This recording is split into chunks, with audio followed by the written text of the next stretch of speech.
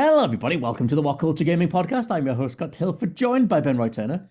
I'm not sick anymore. He's not sick anymore. He's flying. He's doing very well. He's powered by a thing that he's seen and many people have seen, but I've not seen yet. It's a big thing that you'll all know about because it's doing the rounds on the old social media. And Josh Brown. I'm not sick either. It's a good time to be on this podcast. We've all taken a green and red herb, and we've revitalized ourselves. I will say that Resident Evil 3, little in joke for the boys there. That's okay. We're gonna get around to this stuff because this podcast will be going out on Wednesday, but we're recording on a Monday afternoon. But we do have a whole bunch of questions to get through. But that'll be the second half of the podcast. We thought we'd just dive into what we're playing because I think from next week when Deathloop eventually comes out, it's whatever the 14th is, Monday, Tuesday. I think that'll begin the ramp up towards every a main release coming out every sort of few weeks from Kano all the way through to Halo. So we thought we'd do another question and answer podcast, but I wanted to focus on some stuff that we've been playing because Josh, it kind of sounds like you've lost your mind, pal. You went back to Resident Evil 3, bit of the old remake, bit of the old, just couldn't get enough of it. I couldn't get enough of it, man. I've been on everything in the world over the past few days, including Resident Evil 3, like you said, because I've been all about on the big dip life. It's all about the Big Dipper. I've been on a big zombie binge. It feels like I'm 15 again. Like I've been going through films like Return of the Living Dead and Land of the Dead and playing Resident Evil 5 and Resident Evil 3 and State of Decay 2, which I'll also get to. But yeah, I wanted to go back to Resident Evil 3 specifically because that was one, and I've made no secret of this on these podcasts and in videos, that I was incredibly disappointed by at the time. Same. So I kind of wanted to go into it with a fresh perspective, different expectations, and see if it was any better. And it was, and it wasn't. I am pleased to say it. Taken on its own, I think it's incredibly solid, but at the same time, it very much still feels like an expansion pack to Resident Evil 2 Remake, and I can't quite get over that hurdle, but I will concede I was slightly wrong the first time around. It's not an outright bad game, but I still think it's a disappointing game. Well, that was kind of my thing. I mean, I was mostly the same as you. I just thought it was so short, but I love Jill Valentine in it. I quite enjoyed the Nemesis fights, but I thought that I got a bit sick of the standard Resident Evil thing of big dude comes at you, you sort of shamble past them and rotate and shoot back. And I kind of wish there was a bit more to those fights overall. But Ben Roy, have you gone? I know you. I think you 100%ed it. Or you went back through it a few times to try and get everything. I haven't actually gone back since I beat it into the ground into submission and just played it over and over again. But it's funny, I don't know if there's the WhatCulture lore out there.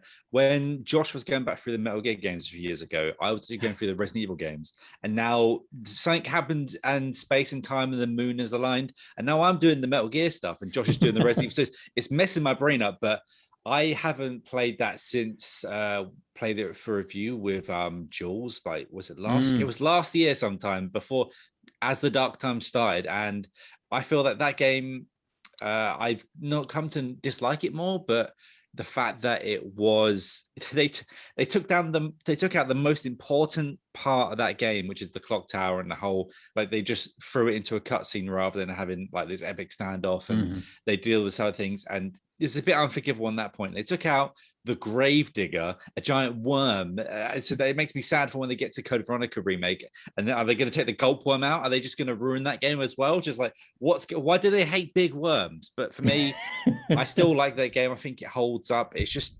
short as heck. And now that I have all the unlimited stuff, I just run through that and squish everything in that game. I think it's a good run. I think it's a good sort of, if you can get it on a budget price, I think it's pretty solid. But overall, yeah, Josh, you said you played a lot of State of Decay as well, which every now and then me and Ben Royal say you should play this, you should play this, and then when you messaged our group chat saying I'm going to play State of Decay, lads, and I couldn't, never in a million years would I have bet that I would never have got that ever. It's always been one that's been on my radar because it's essentially my perfect game from when I was 16. When I was 16, I didn't want anything more than I wanted a zombie game where you go out and scavenge and come back and kind of build your defenses and, meet survivors, bring them back, essentially just live day in, day out a zombie apocalypse. That was literally, I had dreams about this game when I was younger. And State of Decay 1 kind of made by, and I always wanted to get State of Decay 2, but as I'm sure you guys know more than I do, State of Decay 2, when it released, wasn't particularly well received. There was lots of bugs, lots of technical issues. A lot of people just said it wasn't, very polished. Now, though, it has this lovely Series X update where it plays in 60 frames per second. It's bug free from my experience. So I thought now's the time to jump in. Now I've got an X, and I did, and I had a lovely 7 hours or so with it, which I know is just scratching the surface. And it did give me everything I wanted. I have some great stories, even from that tiny little pool of things that just happen impromptu, right? Like, when your characters go out, they get killed, you have to go in, kind of like search for them. Things were happening like that I kept kind of blowing me away a little bit. But the fact of the matter is, it's such an overwhelming game that I just don't think I'm going to play it anymore, because it throws so much at you in those early hours. And I'm kind of staring down the barrel of it, really intimidated by it, thinking, this is cool, but do I have 100 hours to set aside to play it to get the most out of it? And I decided right now I just kind of don't. I think that was my thing. Was I remember that, like, I also did the same thing back in the day, where you play like a chunk of it and go, this is brilliant, I love the different like gameplay loops, the different sort of structural management loops and all that kind of thing. But at some point I burned out on it. Benoit, did you get, and are there even credits in that game? Did you get anywhere close to them? I really can't remember how much we got through. I know we played a fair chunk of it, but the thing is, I played it like, I think you were saying, you just got when it was still kind of on fire, where if you drove too fast through one settlement into another, the game would almost rip apart. You'd fall through the world and then reconstitute somewhere else in the galaxy. And like other things, like too many zombies would burn it out. And I played it in the rough times. And then when we finally, me and my friends moved on from it, I've never kind of gone back. And if I was going to go back to it, it would have been in the video game summer holidays we've just been during, which are coming to a close as of like next week. But yeah, it's one of those ones that I guess it will have to come back around next time there's a gap in my sort of like multiplayer schedule. It's not something I'm going to play alone. If I did, it would be because I would just want to get through an audiobook or something like that. But right. For me, I've kind of had my time, been there, and now it's just time to move on. But I did, for what I played of it, like Josh, like just let me just live in the world of zombies and fight some zombies, and just let me be around some zombies for a bit, but then let me turn the game off afterwards. I see I like that whole thing, because I feel like State of Decay deserves to have this like massive fan base, and it definitely has like enough of a cult following kind of thing. But I like those mechanics of like, even when you turn it off, you're like going to sleep in the game, and then you might get raided in between play sessions. And I like the idea of that, but then there is also the reality of you come back like a week later and you've just lost a whole bunch of items. Like, I get that can be super annoying, but it feels like there's a good foundation there for them to maybe do something in like State of Decay 3. Speaking of a lovely 7 hours though, I, for almost no reason at all, played Black Ops 2 to completion. Just sat down, played it. I don't know what, I don't even know what started it. Josh, do you remember? I said something that said to you, I was like, I'm going to get Black Ops 2, but I don't know why. I don't know why I did that. It's because you lost your mind. Like, I might have that's done. what happens every single time you come to me like this. I don't know what kicked it off. I think we were talking just kind of like about COD campaigns. I think we had a discussion about kind of like, the COD weekend, with Vanguard being announced and stuff. We were talking about that. And we were talking about like the ones that we never got to, I couldn't remember well. And I remember just being like, I don't know, I said something like, Black Ops 2 had a good campaign, but I can't remember anything from it. I just remember enjoying it. And then you, for some reason, went out and bought it and played the campaign while you were playing all of this other mad stuff. I don't know how you got to that point, but I'm pleased you did. Look, sometimes you just need to juggle Dodgeball Academia, Saints Row 4, and Black Ops 2. It's just something that you need to do at some point in life. But Black Ops 2, like, as I was playing through it, I love that campaign. I feel like that is the most, because I feel like a lot of people don't give it its due. Like, we think about futuristic Call of Duties and it's Advanced Warfare. It's obviously Infinite Warfare. And Black Ops 2, like, obviously landed solid enough at the time, but it's Black Ops 1 that always gets held up as the best Call of Duty campaign, all the numbers stuff, all the Mason stuff. And I feel like 2 is a really fun extrapolation of that. Like, there's like 8 different endings and all these different ways that it branches. I know this is like old news for a lot of people, but like, if you, for whatever reason, skipped out on Black Ops 2 in that mad rush of the Modern Warfares and then Black Ops and then Modern Warfare 3 and then back to Black Ops 2, and you were like I was at the time, going like, this is a lot of Call of Duty, I'm going to take a break for a bit. The way that campaign is structured, I feel like is incredible, and I feel like they should do something way more like that overall. Like, just the fact that there are like sort of 4 or 5 main choices. Like, do you want to kill this character? Do you want to arrest this character or let someone else go? But then there are lots of other things where you don't even realize that some person that you just shot during a mission is actually like mission critical to one of the endings, and that's the thing that you get served up later. And so, yeah, I would totally recommend. And then, again, it's on Series X. It was the like 4K 60 upgrade with auto HDR stuff that made it look very, very good. I would still totally recommend a Black Ops 2 session at some point if you've not like played that game. But it's now kind of making me want to do Advanced Warfare again and then Infinite Warfare again, which Advanced Warfare was good. I mean, like, Advanced Warfare was my favorite of the new era for specific reasons of like one of my previous favorite actors in the game.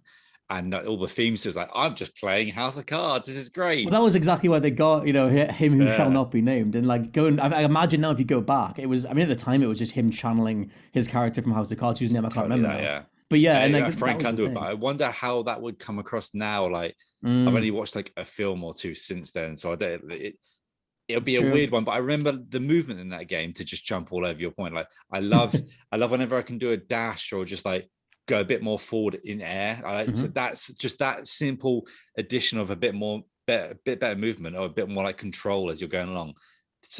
Did it for me, mate. Made it a solid entry. No, same. I mean, as well, in Black Ops 2, there's a whole like series of side missions. You do one of them as part of the main campaign, but then you get like 3 other optional ones where you're looking after, through like a tactical view, like groups of, it's like a group of soldiers, like a robot, dog thing, different mech thing. You're jumping between them. Like you're like zooming across and like embodying different AI as you try and like make sure that you're looking after these different points on a map.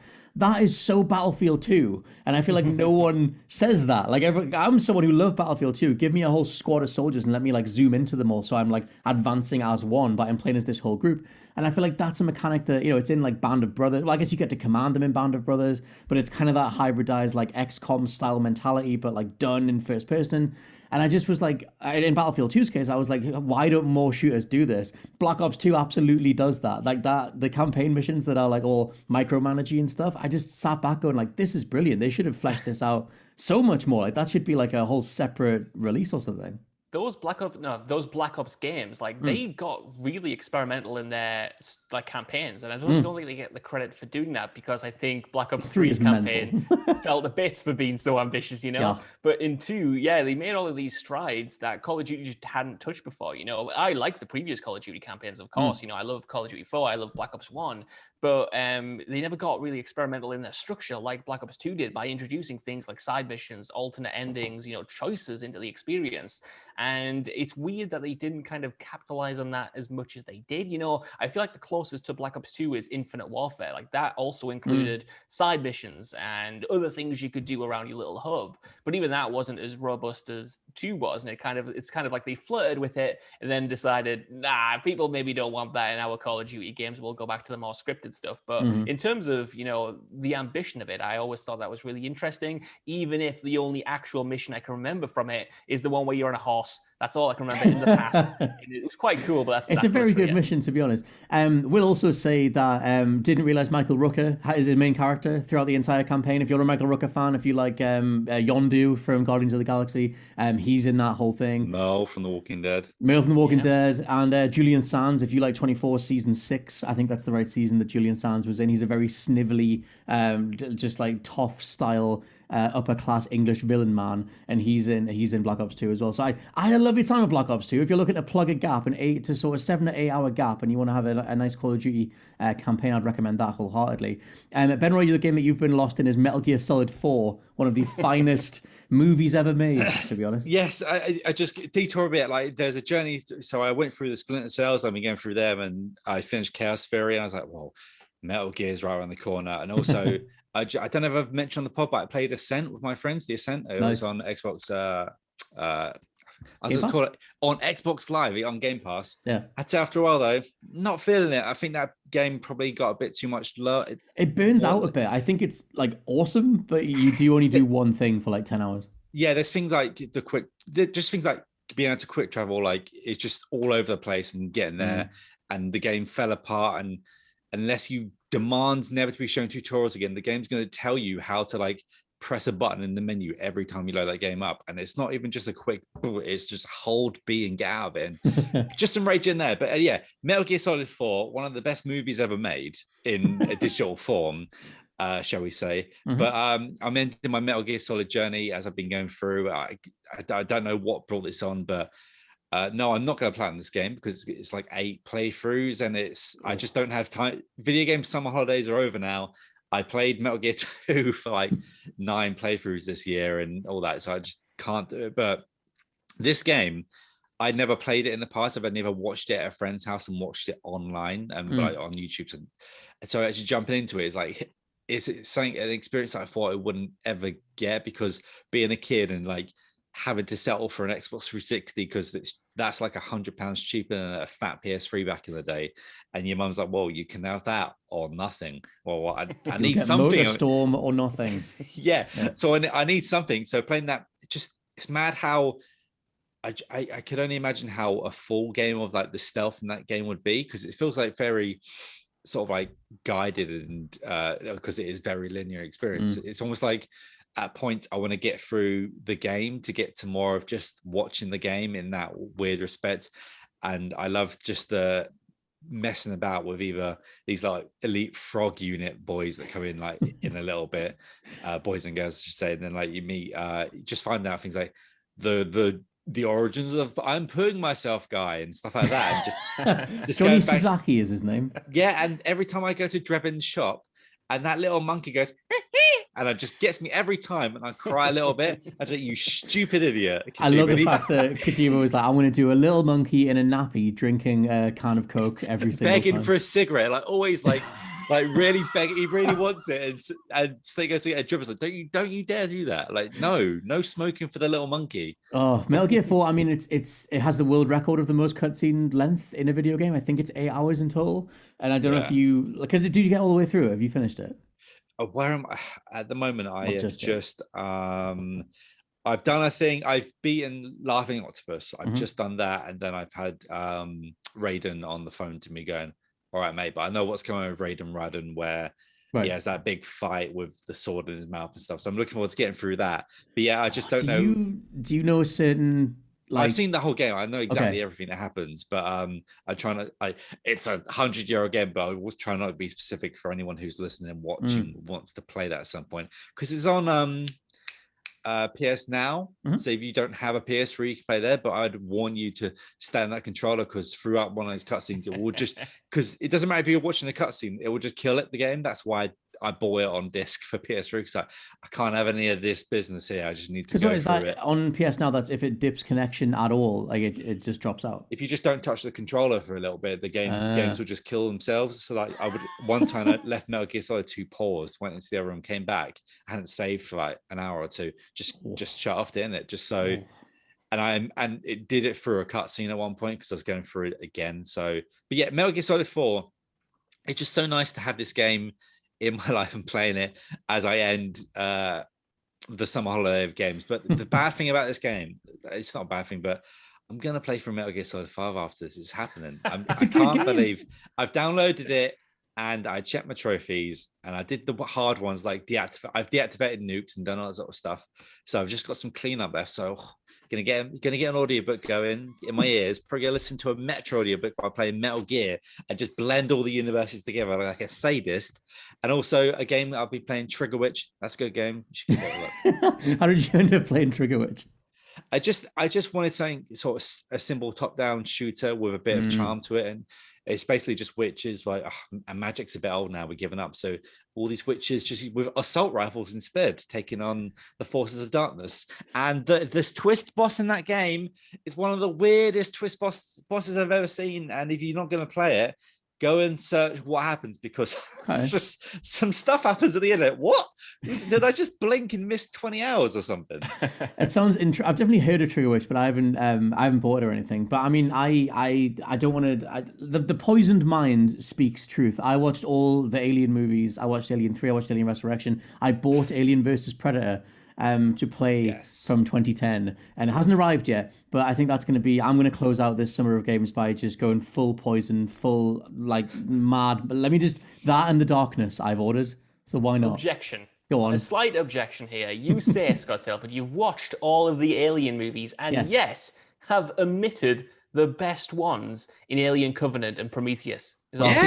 The trick there is that they're not Alien movies. That's not. I watched it. One of them was called Alien Covenant, and I watched them the weekend before, my child. So you are missing out. Get those demon slugs down your throat like in Prometheus, and let's go. A xenomorph in the last 20 minutes of Alien Covenant, and the lies that was that movie's marketing campaign. You don't see the alien in Alien for the most of the movie. It's about an alien, though, isn't it? And there's a little tiny one, and they're going to investigate it. I can't watch those movies again. I watched Prometheus and Covenant. I can't do all that stuff stuff again. Look, Scott, just let yes. me do the fingering and let's go with it. If I could remember the rest of that quote, I mean, yeah, it's some hardcore flute action in Alien Covenant. But yeah, so that rounds out the stuff that we're playing at the minute. Next week will be new titles, I think, although we'll see, because it'll be next Monday, so that'll be the week that things kick off. But we'll do a few questions, because we got a good few last week as well. So first question from Matthias Grimm, who says, what game do you believe got overlooked or otherwise ignored that was actually a pretty good experience if people would give it a shot? For example, Battleborn. Now, Battleborn is a hell of a shout for this. I still have that in the cellophane wrapping, because we got sent one and I never touched it.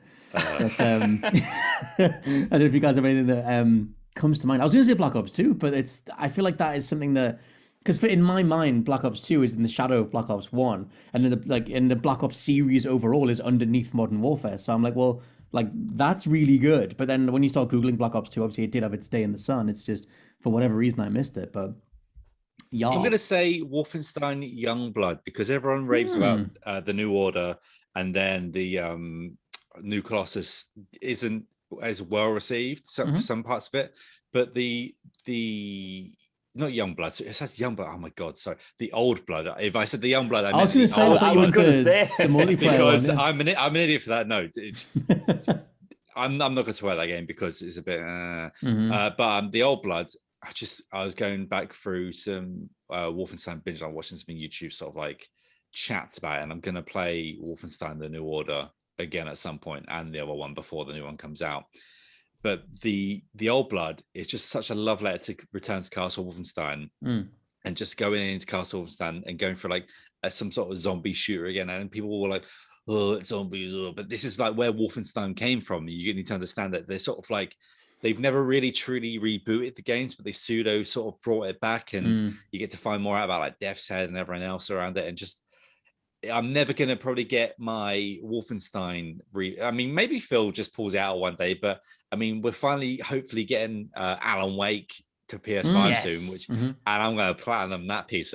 You can, but yeah, Wolfenstein, the Old Blood for me is probably one that, and it was like a semi DLC thing. Check it out; it's probably pretty cheap.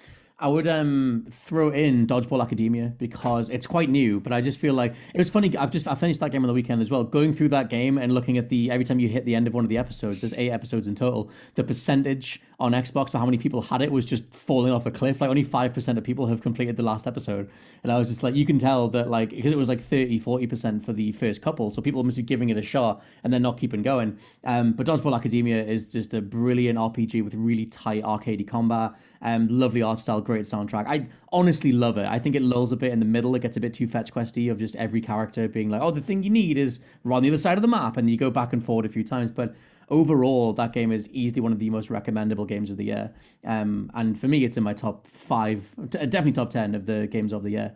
So Dodgeball Academy for me. JB, do you have anything to throw in? Carrying on Roy's Bethesda love in there, I'm going to have to recommend The Evil Within 2 and The Evil Within 1, I guess, just because I'm playing so much Resident Evil that it's got me just ravenous to go back to those games. And I'm not going to do it now because the gaming summer holidays are indeed coming to an end. But when it comes to Halloween time, I'm going to go back through the second, because I absolutely love that. I think it's one of the best survival horror games just of the past 10 years. For my money, I even like it more than Resident Evil 2 Remake, and that's how good it is. I know, I'm sorry. I like it quite a lot. I'm probably not there with you on that point, but it's very much up there. Like I had to genuinely compute that. I couldn't actually believe you said that. That took me a minute there. Good. I know. I mean, it's one of those takes, because I've not played Evil Within 2 since it came out. So it's one of those takes that I might play Evil Within 2 again and, decide I was wrong. But gut feeling, I love the open world elements in Evil Within 2. I think it's visually more imaginative than Resident Evil 2. I feel like, for me, for my personal taste of horror, it hits more of the kind of like surreal beats that you get in like, a David Lynch movie, for instance, or something more wacky. So I love that. I'm going to play Evil Within 1 because I didn't actually like that so much when it first came out. I thought it was all right, but I didn't love it. So I want to see how that holds up. Gonna turn the black bars off? Are you gonna turn the letterbox off when you play it this time? Because you can now. They patched it in. I might just go completely insane and turn the letterbox option off in number 1, and I might play the second one in first person because they patched that in out of nowhere. So I might just go nuts. So yeah, those two. And I also have one more. Oh yes, sorry, just very quickly. Medal of Honor Airborne. I've been playing that. That game absolutely rocks. That's such a good first person World War II shooter. And would definitely shout that out. That completely got overlooked at the time for being completely out of date because the modern military boom was in full swing and nobody gave Medal of Honor Airborne any attention. But that's on Game Pass, and that is cool going back to. That game as well is one of the first, like that, and I think Killzone 2 have that really cool aiming thing where you hold the left trigger and then move the stick and you can like aim up and around cover. Like, I love that. I wish that was in way more stuff. Like, it lets you do blind firing and things like that. And I love the way that you deploy on the map and pick any way you want to go, but you're all pushing towards like a certain point. I just feel like Medal of Honor Airborne might be the most overlooked. PS2, right? Yeah. No, it's no, Xbox 360, PS3. Yeah, PS3. But like, just one of the most overlooked World War shooters ever. It's just, man, go play Medal of Honor Airborne. That's what a game, Josh Brown. It's a good pick. Next question from David Dixon, a question about the Resident Evil movie casting. Personally think Kaya Scodelario will make a great Claire Redfield. Who would you guys have cast in the main roles if it was up to you? For example, I'd love to see Michael Fassbender as Albert Wesker. That's a hell of a shout, to be fair. That's a hell of a shout. I'm sure Ben Royce thought about this much more than I have. I'm going to need a minute to think through the old brain box. This is I'm just consumed by Fassbender as Wesker at this point, and I can't think of anyone else in modern cinema that could even like go near it. As you can tell, I'm sort of vamping because I can't think of anything right now, and I'm sort of really fretting. Like, who could we? Could I just have like? I don't know, could we just go really out there and have Nicolas Cage as one of the dogs that jump through a window? You could do. With a cage face. I mean, it's like, because the roles that they've gone for, I forget the names of the two people that they put out as Leon and Claire, but they're going for sort of relative no-namers. Like, they want to try and build people up. And I feel like, I don't know, Resident Evil's so campy and cheesy that I don't know how you would get that actually be able to embody that energy. I think that, like, Michael Fassbender would be an awesome Wesker, but only for the maniacal side. I don't know if, like, Fassbender could do a more sort of over-the-top, teleporting everywhere style version. But then again, maybe I'm just channeling the one that was in the Mia Jovovich movies. Colin Salmon could be a good Wesker. That's what I think. Yeah. Just get Colin Salmon back in all the roles. Have it be, you just make him play everything like he's Peter Sellers or something. For me, going back to Resident Evil 6 very briefly, earlier last week and watching some of the cutscenes, I was looking at Leon in particular, and I've also been rewatching Supernatural because I've lost my mind. Leon, I think, in that game especially, could be played by Jensen Ackles, who plays Dean in Supernatural. If you gave him a bit shaggier hair, he's kind of got the jawline in there. Maybe he's a bit too gruff, but I feel like he might work. I wonder if if it was a few years ago, I feel like you get a bit like a younger version. Like then maybe I feel like now he's maybe a little bit too old. But then again, I don't know. I don't know who you'd get for Chris Redfield, or whether you would do like meat-headed Chris Redfield. To be honest, I might even give Chris Redfield to Dwayne The Rock Johnson and just embody the Resident Evil 5, 6 gun-toting, shooting the zombies energy. I mean, my problem is I can't think of any young actors. I tell you what, man, Timothée Chalamet doing Resident Evil 2. Leon, just go nuts with that. Anyone with like a who can pull off a fringe, Timmy Chalamet, but get him in. But basically at this point, we might as well, unless you can answer better in the comments, you might as well write off any criticism of the Resident Evil movie, because clearly we can't do any better. So the one that they've done. Wesker, just bring in Sam Jackson. Just why not? They'd be channeling Nick Fury. Yeah, I guess I would take that. Next question from Tim. This is for the Entitled Banter podcast, which I might revisit with Jules on Friday. But have you guys ever got so addicted to one single game that it interferes with your ability to try and play anything else every time you turn your console on? I currently have this problem with the gaming crack that is Spelunky 2. Now, I thought of this because both you guys make a point of finishing stuff, whereas I will delete things and will move on if I don't need to review them or I don't have the investment for it. I refuse to be a slave to the game, so I'll delete it. A slave to the grind, as Skid Row once said. Whereas you guys you'll make a point of getting through stuff. And I know that Days Gone held Josh hostage for like a month. So It really did, man. Days Gone, Every time I thought I'd put that game down, I just realized I hadn't. Even when I put it down for 2 weeks, which is usually a cut-off point for me. Like 2 weeks, if I put it down, it's going to be rare. I'll go back to it, but I had to go back to it. A recent one for me was Hollow Knight, because I only wanted to play that game through to its regular ending. I wasn't going to do its fancy ultimate ending. I was like, right, I just want to get the taste of it. I want to explore, do that. And I got to the main boss, quote unquote, and I beat it, put it down, thought, that's cool. Watched all the video essays on it, caught up on all the content, and then went to play something else the day after. And I thought, I'm not done with this anymore. So I thought I'll go back and just explore the areas that I didn't get to, like the secret areas. So I went back, did the secret areas, put it down, thought, right, now I'm done. Woke up the next day, thought, you know what? I probably should beat the final boss. I've come this far. So then played it through again for another 7 hours or something, doing all of the other side stuff. So that was a game that I just couldn't quit, even when I thought I was done 3 times. I just wasn't, and I had to get it out of my system fully. I've got to throw in cutting it off. Just casual stuff, because it's like if any Skate game is installed on my Xbox, I will play like an hour of Skate. Even if I'm on the way to something else, I've got to do a few little tricks on Skate, because it's so easy to just get lost in that thing. Same with Knockout City, same with Rocket League, and at the minute, same with Call of Duty, just because they're installed. I was back on Black Ops 2's multiplayer because I'm just that ill, but it had to be done. But Benroy, what's your which game dominates your life? I've got a mixture, an older one which I'm sort of broken free from now, but PUBG I have played at least 3 times. I have sat there for 12 hours with a friend, and we have just played for 12 hours. I'm not even joking, for 12 hours without really moving, because that game took me over for several years. But recently, this one, I didn't buy a PlayStation 3 for this, but I just happened to have one, so it's convenient. And then I just bought it because I played Metal Gear 2 on PS Now, and I've ranted about this before, and I'll keep this quick. But the only way I could finish off that last damn those VR missions is by just playing it on PS3. So I bought, even though I spent like probably £100 worth of PS Now every month, just playing PS Now, I bought it on disc. I was like, look, I just need it out of my life, and I went back to it, and I beat it. So what was like a trophy bug that only would work on the physical version? So you can't do pressure sensitive buttons on the DualShock 4 or 5, or with the DualSense, sorry. So, and only in DualShock 3. And because of the latency between PS Now as well, it's pretty much impossible on PS Now.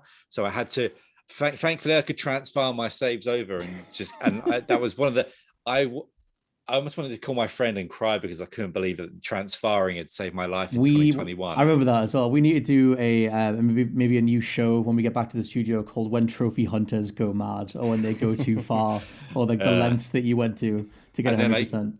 But yeah, that was my white whale this year, and I couldn't put over 80 hours into just the VR missions, let alone playing the campaign for 40 hours or something like that. I couldn't let it go, and I needed it, and I got it. That is fair. Next question from Nate Drake. Where do you guys currently land on remasters? Right now, unless a game has a remake like Resident Evil 2 or Final Fantasy 7, then I'm going to give remasters a miss. The nostalgia was getting me hyped, but now it just seems like they will remaster anything. I think we answered this on Friday's show, but let's revisit it. I don't know if you guys... Alan Wake yes, might be going to PlayStation remastered, so give it to me. Like, if it's a game I love, give it to me. If it's the whatever, then it really comes down to my personal opinion. But I think that's probably the same for us all. Mine's just access points. Just let me access the game. I want a Max Payne trilogy. I think I said this again. I think I said this on Friday. But why is there not a Max Payne trilogy? Why is that not a thing? Why can't I just play Max Payne 3 without plugging in my Xbox 360 and everything? I'm bad for it, man. Like, I'll buy any remasters that interest me. I want the best version of anything, even if those upgrades are minuscule. I can't get it out of my head that I'm not playing the best version of it.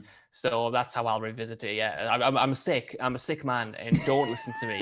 But I'm fully here for them, and will buy everything that I love numerous times. It seems.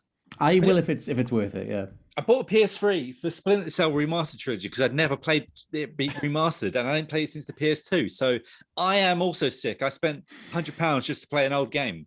Is that not a damning indictment on the lack of access points to these games, though? That you've got to go out and seek out entire consoles to be able to play this stuff. It is kind of crazy. Why can't you play all the Metal Gear Solids natively on PlayStation 4 and 5? Yeah. Why can't you play Splinter Cells natively? We've said this. Why make us wait when we want to give you coins? Yeah, it's literally Why like, is Max Payne 1 on PS4 and all that, but not 2 or 3, as you said, Scott? yeah, and also the version that's on there is like the old console one, not the actually remastered version that Rockstar put out on only phones. But there is a HD version of Max Payne that runs faster and has a whole bunch of different slider options that you can get on a phone, but you can't get it on any of the consoles. So it's like, it'd be right there to just put it on.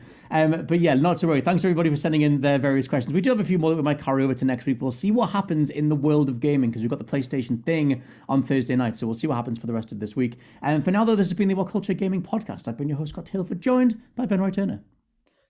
I have nothing weird to say. Sorry. And Josh Brown. Goodbye. Sorry for being on a delay. I feel like I've been in the past. I've been 5 minutes time looping around because I've got some weird delay, and I'm sorry. Well, it's 2021. It's the year of the time loop, so don't worry about it. But we'll catch all of you next week. Bye-bye. Bye-bye.